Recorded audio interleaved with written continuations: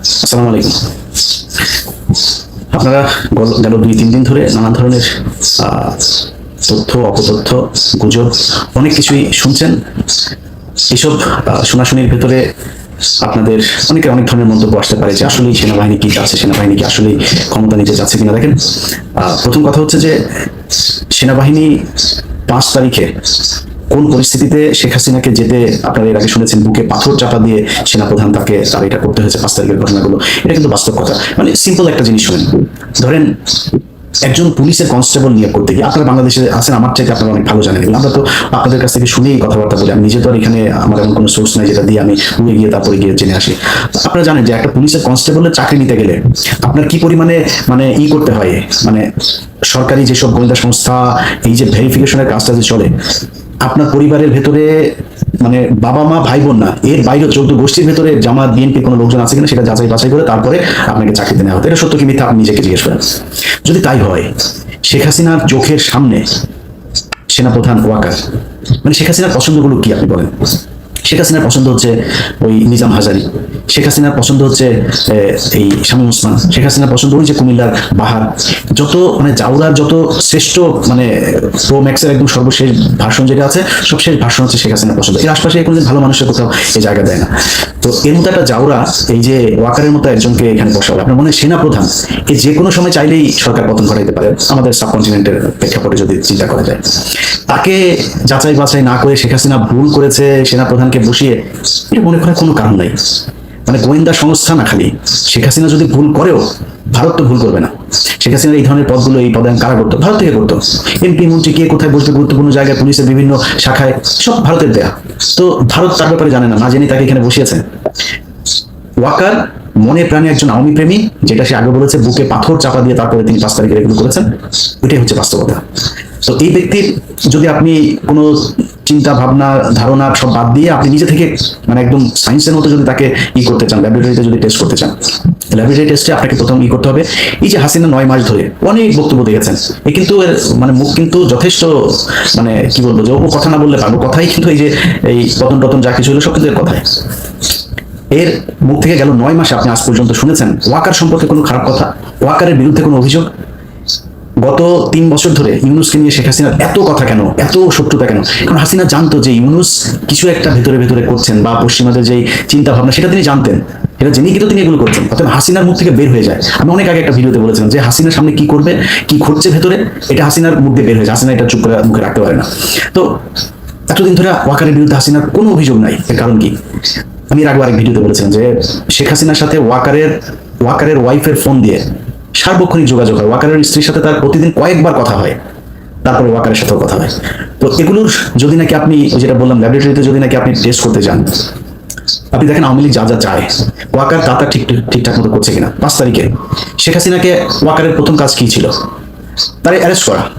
সে তো খুনি, তারা অ্যারেস্ট করেছে? করে নাই। এই যে আয়নাঘর থেকে তো সাথে সাথে বের করে দেওয়া দরকার ছিল, লোকজনের যাইতে দেয় নেই। প্রথমেই তো তার এটা হচ্ছে ছিল যে কোথায় আছে, সে মনে করেন আয়নাঘরের এগুলো খালি জিয়াউল হাসান সবকিছু করেছে, আর কেউ সব ফেরেস্তা। এখন জিয়াউল হাসানকে বানানো হয়েছে হচ্ছে বলির পাঠা। জিয়াউল হাসান যত কিছুই তার বিরুদ্ধে অভিযোগ আছে, আমি জানি না সেগুলো কতটা সত্য মিথ্যা আমি জানি না, কিন্তু এই লোক ছিল হচ্ছে স্ট্রেট ফরওয়ার্ড লোক। এ যারা যা বলতো, যারা মেরে ফেলতো এই টাইপের লোক সে একজন। এখন এদের সাথে তেল দিয়ে চলতে পারেনি, সব দোষ তার ঘাড়ে দিয়ে সবাই ভালো মানুষ। এখন আপনি যে সেনাপ্রধান হিসেবে ক্ষমতা নিলেন, আপনি জানেন না কিছু, এই যে গুমটুম হয়েছে আয়নাঘর, কোনো কিছু জানেন না। তাহলে 5 তারিখের সন্ধ্যার ভেতরে সবাইকে ওইখান থেকে বের করে, আপনার ক্যান্টনমেন্টের ভেতরেই তো ছিল এগুলো, আপনি করেননি। এখন পর্যন্ত কি ক্যান্টনমেন্টের ওই আয়নাঘরে আপনি নিয়ে গিয়েছেন? গেলেন কোথায়? গেলেন হচ্ছে র্যাবের একটাতে, তাও সেটা রেনোভেশন করে তারপরে নানান ধরনের পরিবর্তন এনে তারপরে মানুষের নিয়ে দেখালেন 6 মাস পরে। 650 মানুষকে আওয়ামী লীগের ক্যান্টনমেন্টে জায়গা দিল কে? তারা এখন কোথায়? কয়দিন পর দেখা যাচ্ছেন এই ইন্ডিয়া চলে গেছে, ওইখানে চলে গেছে। কে পাঠাচ্ছে? সবশেষ হামিদ গিয়েছে। আপনার মনে হয় পুলিশের একজন এসপি কে সেটার জন্য দায়ী করা হচ্ছে? এমনকি এসবির যে প্রধান, তার দায় আছে, অবশ্যই তার দায় আছে। সে এসবি প্রধান, নো ডাউট যে সে কখনই আওয়ামীপন্থী লোক না, সে আওয়ামী লীগের দ্বারা নির্যাতিত লোক, কোনো সমস্যা নেই, কিন্তু তিনি দায় এড়াইতে পারবেন না। বাট যদি সবকিছুর উপরই করা হয়, এখানে 100% আর্মি জড়িত। আর্মিকে বাইপাস করে, আর যদি আরেকজন করতে চায় সেটাও ডক্টর ইউনূস, কিন্তু আর্মিকে বাইপাস করেন, তাদের সমর্থন নিয়ে তারপরে করতে হবে। তো এই ঘটনার সাথে আর্মি জড়িত। এখন পর্যন্ত ধারাবাহিকভাবে মমতাজকে ধানমন্ডি থেকে গ্রেফতার করা হয়। আচ্ছা, আপনি বলেন এই দেশটা টিকবে কেমন? আমার বলেন, ধানমন্ডির মতো জায়গায় মমতাজ এতদিন ধরে পালায় ছিল, তো এই দেশের পুলিশ করে কি, ডিজিএফআই করে কি, এনএসআই করে কি, গোয়েন্দা সংস্থা কি করে? আপনি দেশ কেমনে টিকাবেন? এই যদি হয় গোয়েন্দাদের অবস্থা, তাহলে আপনি এই মানে ভবিষ্যতে যে আরো বড় ধরনের কোনো ঘটনা ঘটবে না সেটা আপনি সামলাবেন কেমনে? পারবেন না সামলাইতে।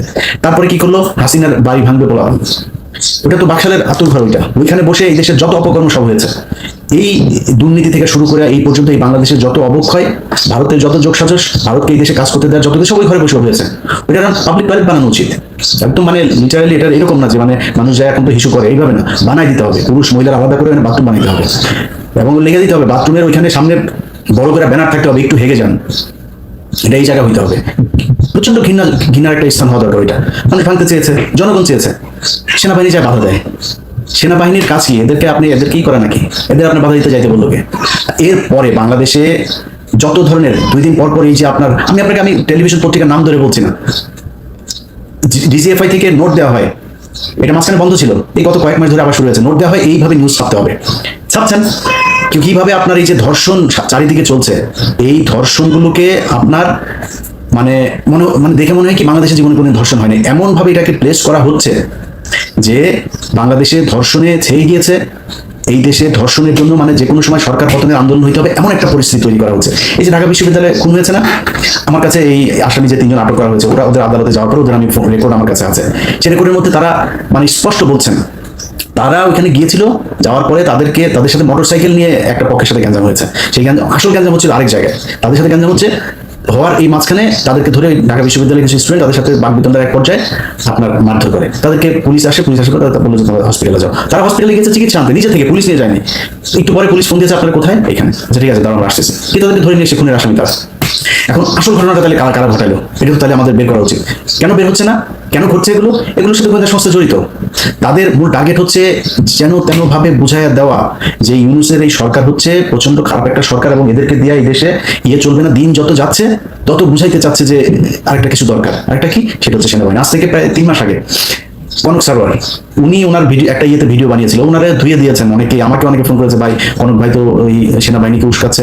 ভাই আপনাদের কাছে মনে হইতে পারে যে আমরা বোধহয় কোনো পক্ষকে বোধহয় মানে এই দেশকে মনে হয় রাজনীতি শূন্য করতে চাই, রাজনীতিবিদদের হাতে মনে হয় দেশ যাক, সেটা আমরা চাই না।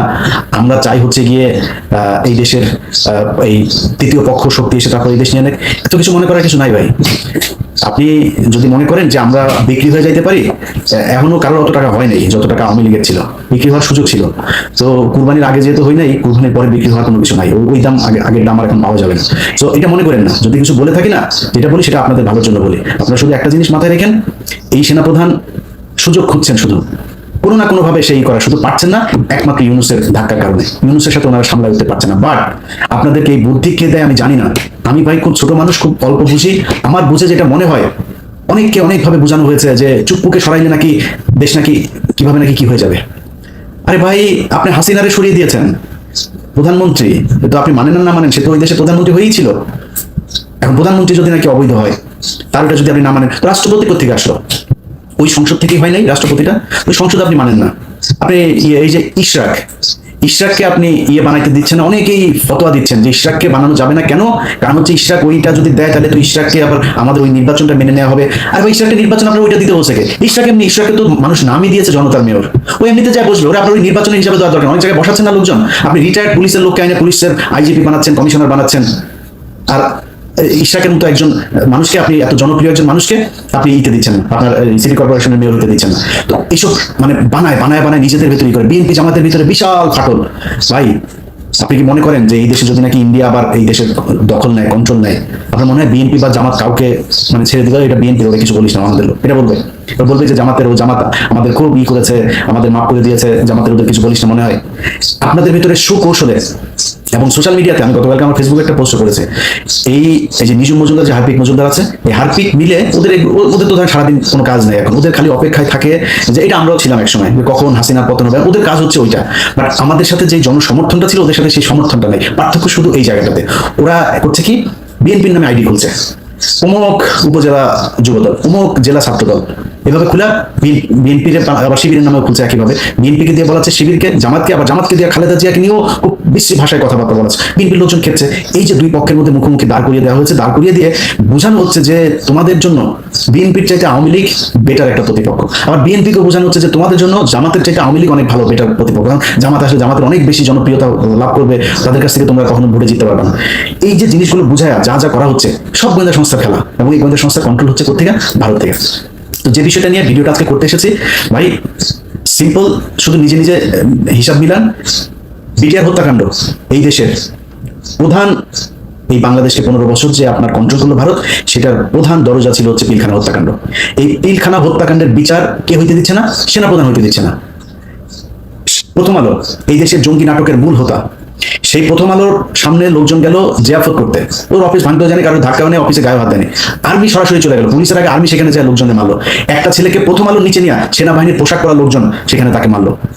এইসব ঘটনাগুলো কি আপনারা ফালাইতে পারেন না কিছু? আপনারা দেশে এই রাজনীতি মারাইতে আসছেন। আর ওটা ইতে যা, ওই পার্বত্য চট্টগ্রামে যা, পার্বত্য চট্টগ্রাম নাই হয়ে গিয়েছে। পার্বত্য চট্টগ্রামে বাংলাদেশের কোনো দখল নাই। আমার লাস্ট হাসিনুর ভাই আমার ইয়েতে আসছিলেন, উনি যা বললেন আমি অবাক হয়ে গেলাম, নিজেও জানতাম না। সন্ধ্যার পরে আপনি নিরাপত্তা চৌকি উঠায় নিতে হয় সেনাবাহিনীর। সমস্যা তো হয় সন্ধ্যার পরে, কাজ অপকর্ম যা হয়, চোরাকারবারি থেকে শুরু করে যত ধরনের জঙ্গিদের ইয়ে হয়, এগুলি তো ওই ইয়ের পার্বত্য চট্টগ্রামের যে জঙ্গি, যেগুলো ভারতীয় জঙ্গি আছে, এগুলো সব রাতেই করবে, রাতে উঠায় নিতে হয়। তাদের এখানে আপনি যাদের যেসব করতে হইতো, মানে অবদান রাখতো, যারা কিনা খুব এই বাহিনীতে খুব সুনামের সাথে কাজ করতো, তাদেরকে কিছু অ্যাওয়ার্ড দেওয়া হতো, সেগুলো বন্ধ করে দিয়েছেন। আর্মিকে দিয়ে ভাত খাওয়াচ্ছেন, আপনার ক্যাম্প প্রত্যাহার করে নিচ্ছেন। আপনি ওইখানে যান, আপনার ওইখানে কাজ, আপনি এখানে বসে বসে এই দলের ওই দলের গুতাগুতি আপনার এগুলি করা লাগে কেন? এগুলি করবেন, করে তারপরে নিজের বিশাল আকারে নায়ক বানাবেন। আপনার, আমি একদম ঠিক জেনারেল আজিজের প্রতিচ্ছবি আপনার ভিতরে দেখছি। জেনারেল আজিজ যেভাবে পৌঁছেছে আপনি ঠিক একইভাবে পৌঁছবেন। আপনি ডিজিএফআই দিয়ে লেখায়া বিভিন্ন গণমাধ্যমে আপনি লেখাচ্ছেন, এটা করে আপনি নিজের করতে পারবেন না। আমরা এখন বেঁচে আছি ভাই, আমাদেরকে কিনতে পারবেন না। ডিজিএফআই ওই টাকা পয়সা দিয়া, ওই যে কি বলে ওর নাম কি, ডাক্তার জাহিদ টাহিদ, আরো কিছু ইউটিউবারে আপনারা কিনছেন, মাসে মাসে পে করেন, অন পেমেন্টে এদেরকে দিয়ে আপনারা নিজেদের পারপাস সার্ভ করেন। এটা দিয়ে, এগুলি দিয়ে আমাদের কাউন্টার দেওয়া যাবে না ভাই। বাংলাদেশের পুরো টেলিভিশন পত্রিকা মিলে আমাদের কাউন্টার দিতে পারেন আপনি এই ডাক্তার জাহিদ মাহিদ, এগুলি 2 টাকার আপনাদের এই পোশাক কুকুর, এগুলি দিয়ে আপনারা আমাদের কাছে আসছেন করতে, এটা দিয়ে হবে? অতএব আমি আর্মিকে বলবো ভাই, আপনাদের সোজা হইতে হবে। শেখ হাসিনার কথা ভুলে যেতে হবে, আওয়ামী লীগের কথা ভুলে যেতে হবে, ভারতের কথা ভুলে যেতে হবে। তাদেরকে এই দেশে আবার ফের পুনর্বাসিত করবেন, এই চিন্তা, এই স্বপ্ন আপনার মন থেকে সরাই ফেলতে হবে। বিডিআরের বিচার করতে হবে, পুনঃ তদন্ত করতে হবে, যারা আছে তাদেরকে ছাড়তে হবে, এবং এদের যথাযথ এই ক্ষতিপূরণ দিতে হবে। এই যে পরিবারগুলোকে ধ্বংস করা হয়েছে, এগুলোর ক্ষতিপূরণ দিতে হবে। সেনাবাহিনীর যারা যারা এর সাথে জড়িত ছিল তাদের সবাইকে গ্রেপ্তার করতে হবে। ওই ঘরবন্দি, নজরবন্দি, ক্যান্টনমেন্টের ভেতরে আপনাদের আলাদা সেলের মধ্যে রাখা এইসব ধনফন বুঝায় পাবলিকের লাভ নেই। এদেরকে গ্রেপ্তার করতে হবে এবং সাধারণ আইনে গ্রেপ্তার দেখাইতে হবে, বিচারের মুখোমুখি করাইতে হবে। আপনারা এখান থেকে বের হইতে পারবেন। আমি অন্তত বেঁচে থাকা অবস্থায় আপনি বিডিআর এটারে নিয়ে মানুষকে যা তা বুঝায় তারপরে আপনি বেঁচে যাবেন, ভারতকে বাঁচাবেন, আওয়ামী লীগকে বাঁচাবেন, আর্মির এইসব কালপিটদের বাঁচাবেন, এটা সম্ভব না। এটা এদেশে হইতে দেওয়া হবে না। সো আপনাদেরকে সিদ্ধান্ত নিতে হবে, আপনারা কি জনগণের বন্ধু হবেন, নাকি আওয়ামী লীগের করে তারপরে 2 দিন পর ঘুচুমুচু করবেন সেনা এই শাসনের জন্য বাংলাদেশে? আপনার পিছনে জুনিয়র অফিসার যারা আছে তারা এখন খুব অ্যালার্ট। আপনার এই ভেতরের লোকজনই আছে যারা কিনা ওই জায়গায় আর যাইতে চায় না। আর যদি মনে করেন কিছু লোকজন নিয়ে আপনি একটা সিদ্ধান্ত নিয়ে নেবেন, এই দেশের মানুষ ওই জায়গাতে নাই এখন।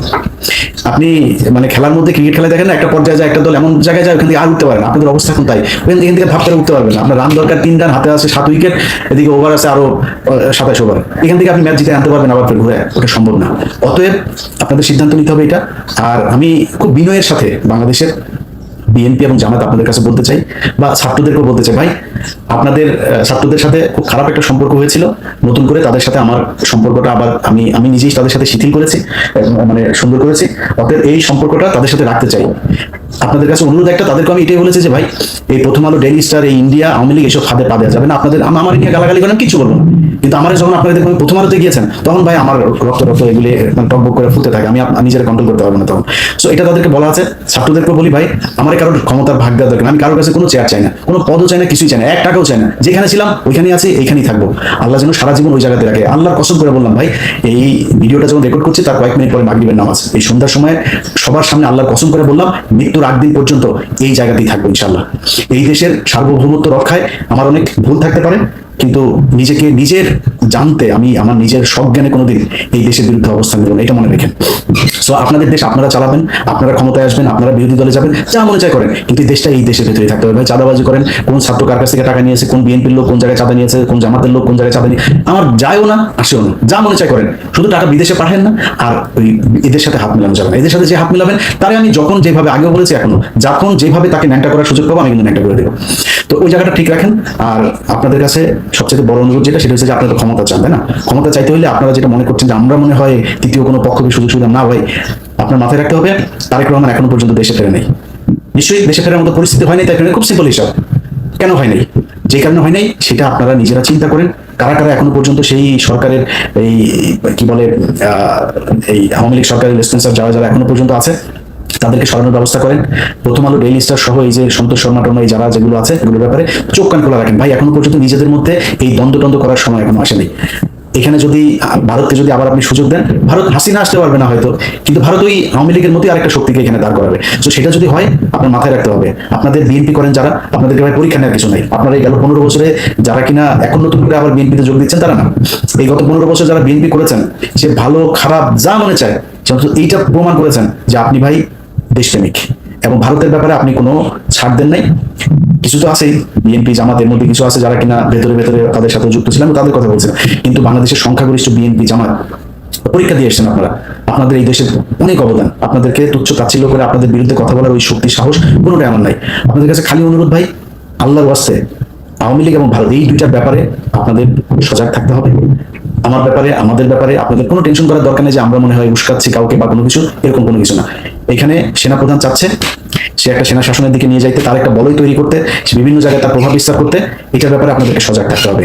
সেনাবাহিনীর কোনো ফাঁদে কেউ পা দেবেন না। সেনাবাহিনী যদি নাকি কোনো নোট দেয়, কোনো কিছু দেয়, আমি নিজেও এখন এই ব্যাপারে খুবই অ্যালার্ট। কোনো কিছু কেউ দিলেই আমি সেটা সেনাবাহিনীর পক্ষে বিপক্ষে কারো এটা বলার ব্যাপারে আমি খুব চেক করে তারপরে করি। আপনারা সেটার ব্যাপারে সজাগ থাকবেন। আরেকটা জিনিস, যারা কিনা এখন উদীয়মান নেতা আছেন, আমাদের দেশের বুড়াগুলোর কাম শেষ, এগুলো সবগুলোর ভিডিও টিডিও ওই ওদের হাতে আছে, এরা নষ্ট করতে হবে না। উদীয়মান নেতা যারা আছেন ভাই, সরাসরি বলি, কেউ কিছু মনে করেন না, গার্লফ্রেন্ড আছে, মেয়ে মানুষের সাথে হোটেলে যান, যেখানে যান যাই করেন, আমি ধর্ম ব্যবসা করতে আসি নাই ভাই, এটা করেন না। প্রথম কথা হচ্ছে এটা করেন না, যদি করেন খুব সাবধানে, কার সাথে কথা বলেন সেগুলি খুব সাবধানে, কার কাছ থেকে টাকা নিচ্ছেন খুব সাবধানে, খুব হিসাব করে এগুলো করেন। কারণ আপনার এটা দিয়ে আপনাকে বাধ্য করা হবে একটা কাজ করতে। আপনার যখন একটা ভিডিও থাকবে, আপনার যখন একটা অডিও থাকবে, আপনার টাকা লেনদেনের কোনো একটা ডকুমেন্টস থাকবে, তখন আপনাকে দিয়ে যে কোনো কাজ করাইতে তাদের সুবিধা হবে যে তোমার এটা ছাড়া দেবো, তাতে এটা করো। সো ওই সুযোগটা আপনারা দিয়ে না। আমাদের উপরের যারা আছে সিনিয়র নেতা শেষ, সবার জীবন শেষ, এগুলো ইন্ডিয়ার কাছে ধরা, প্রথম আলোর কাছে ধরা। প্রথম আলোর যে এই যে মেরিল প্রথম আলো আছে না, এই যে নর্তকীদের এনে যে দেওয়া হয়, এই নর্তকীদের দিয়ে তারপরে টানা হয়, বসে দিয়ে তারপরে মাছ টানা হয়, টেনে এনে তারপরে বসের মধ্যে করে এগুলো দিয়ে সারা জীবন শিকার করা হয় চারিদিকে। তো এই নায়ক নায়িকা, গায়ক গায়িকা, সুন্দরী মডেল, তারপরে হঠাৎ করে বাসের মধ্যে পরিচয়, সিএনজিতে পরিচয়, ফোন করে ভাইয়া আপনার কাছে দেখেছিলাম, এসব থেকে খুব সাবধানে। এই থেকে যদি সাবধানে না থাকতে পারেন, আপনি জীবনে কোনোদিন এই দেশে রাজনীতি করে আপনার নিজের যে ইচ্ছা, আমার বিশ্বাস অনেক মানুষ আছে, ইভেন আসিফ নজরুলের কথা বলি, আসিফ নজরুল নিজেও দাঁড়াইতে পারে না শুধুমাত্র এই একটা কারণে, সেটা হচ্ছে মেয়ে মানুষের ভিডিও টিডিও এগুলো তার কাছে। আমার বিশ্বাস যে আসিফ নজরুল এমন একটা মানুষ, সে কিন্তু সম্মান চায়, সম্মানিত হয়ে সুন্দর করে কথা বলেন, তিনি পারেন না, ওই একটাই কারণ। অতএব উদীয়মান যারা আছেন তারা খুব সাবধানে, সামনের সময়গুলো ভাই খুব ক্রিটিক্যাল। আমরা চাই ইউনূস একটা সুন্দর পরিস্থিতির ভেতর দিয়ে নির্বাচন দিবে, এবং সেই নির্বাচনে যত দ্রুত সম্ভব তত দ্রুত দিবেন, যাতে এই দেশে নির্বাচিত একটা সরকার আসতে পারেন এবং সেই সরকারের অধীনে আমাদের দেশ চলবে। তার আগ পর্যন্ত সবাইকে খুবই হিসাব করে চলতে হবে। বিএনপি জামাত, আপনাদের ভিতরে যে দ্বন্দ্ব ভাই, অনেক নতুন বিএনপির সাপোর্টার হয়েছে যারা কিনা এখন নিজেকে বিরাট বিএনপি দাবি করার জন্য সারাদিন জামাতের বিরুদ্ধে বলে। জামাতের কিছু পক্ষের লোকজন এসে যারা সারাদিন, আমি ভাই জামাতের নেতা তারেক রহমান, শফিকুর রহমান, সবাই নিয়ে যা মনে চায় বলবো, আমার যদি কোনো কিছু বলতে ইচ্ছা করে আমি বলবো। এটা মনে রাখেন, আমি আওয়ামী বিরোধী ভাই, আমি ইন্ডিয়া বিরোধী, এটা মাথায় রাখেন। যদি আপনাদের বিরুদ্ধে কিছু বলি, শুধু ওই জায়গায় আমাকে আঘাত করলে, প্রথম আলো, ডেইলি স্টার, সন্তোষ, ইন্ডিয়া এগুলোর ব্যাপারে যদি আঘাত করেন আমি আপনার বিরুদ্ধে বলবো, এর বাইরে আমি বলবো না। কিন্তু নতুন গজিয়ে ওঠা কিছু বিএনপি জামায়াতের সাপোর্টার হয়েছে, তাদের দেখানো রাস্তায় নিজেদের মধ্যে গুতাগুতি বন্ধ করেন। গুতাগুতি করেন, এই দেশে বিএনপি ক্ষমতায় আসবে, জামাত বিরোধী দল হবে, এনসিপি বিরোধী দল হবে, এনসিপি ক্ষমতায় আসবে, জামাত বিএনপি বিরোধী দল হবে, কোনো সমস্যা নেই, দেশ চালান আপনারা এইভাবে। আপনারা মন্ত্রী হন, এমপি হন, যা মনে চায় হন, আমাদের কোনো যায় আসবে না। কিন্তু নিজেদের ভেতরে ঠিক রাখেন, আওয়ামী লীগ ইন্ডিয়ার ব্যাপারে একদম সুস্পষ্ট একটা অবস্থান রাখেন। ওই জায়গাটা ঠিক না রাখতে পারলে সামনের পরিস্থিতি কোন দিকে যায় সেটা বলা খুব মুশকিল। যাই হোক, ভিডিও অনেক লম্বা হয়ে গেল, যারা শেষ পর্যন্ত শুনেছেন আরো একবার আপনাদেরকে ধন্যবাদ জানাচ্ছি। আশা করছি আমি যেটা বলতে চেয়েছি সেটা